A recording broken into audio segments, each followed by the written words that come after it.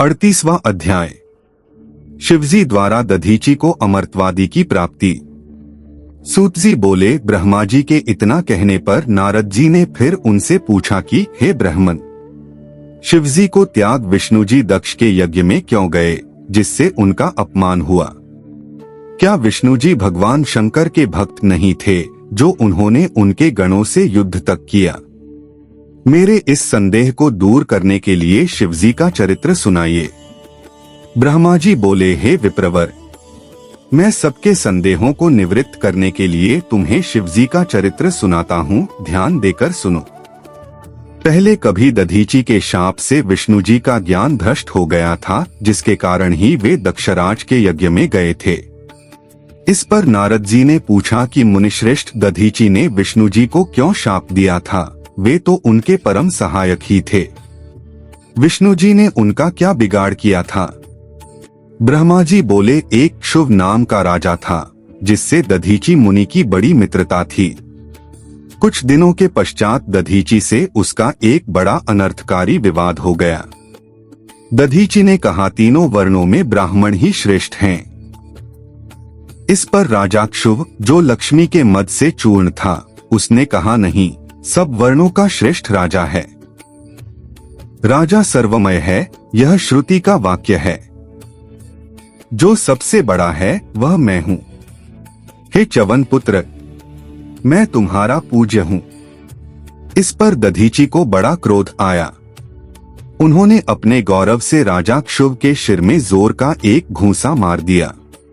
क्षुभ मूर्छित हो पृथ्वी पर गिर पड़ा, परंतु ज्यों ही सचेत होकर उठा कि उसी क्षण उस दुष्ट क्षुभ ने दधीची पर वज्र चला दिया। उससे घायल हो दधीची मुनि पृथ्वी पर गिर पड़े। फिर संभल कर उठे तो उससे बदला लेने के लिए उन्होंने शुक्राचार्य का स्मरण किया। शुक्र आए, उन्होंने क्षुभ के प्रहार से उत्पन्न दधीची के मर्म को ठीक कर दिया। फिर क्षुभ से बदला चुकाने के लिए उन्हें महामृत्युंजय मंत्र बतला दिया और कहा कि इस प्रकार इस मंत्र का जप कर तुम सभी कार्य कर सकते हो। दधीची को ऐसा उपदेश कर शुक्राचार्य शंकर भगवान का स्मरण करते हुए अपने स्थान को चले गए। दधीची मुनि शंकर भगवान का स्मरण करते हुए तप करने के लिए वन में चले गए।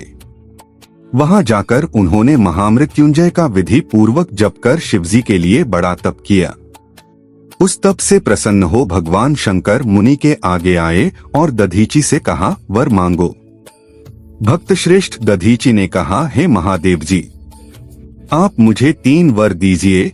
एक तो यह कि मेरे शरीर की अस्थियां वज्र के समान हो जावें, दूसरा मैं सबसे अवध्य हो, और तीसरा मैं सर्वथा ही दीन न हो। शिवजी ने तथास्तु कह उन्हें यह वर दिया। मुनि ने प्रसन्न हो शीघ्र राजा क्षुभ के पास आ उसके सिर पर अपने चरणों का प्रहार किया। क्षुभ विष्णु जी का परम भक्त था, जिससे गर्वित हो उसने दधीची की छाती में वज्र मार दिया। परंतु शिवजी के वरदान से मुनिवर दधीची को कुछ चोट न लगी। यह देख ब्रह्मा का पुत्र क्षुभ बड़ा विस्मित हुआ। मृत्युंजय के सेवक दधीची ने उसे परास्त कर दिया। उस पराजय से लज्जित राजा क्षुभ वन में तपस्या करने चला गया। मुकुंद भगवान की आराधना की। उससे प्रसन्न हो गरुड़ पर बैठे भगवान विष्णु उसे दर्शन देने आए।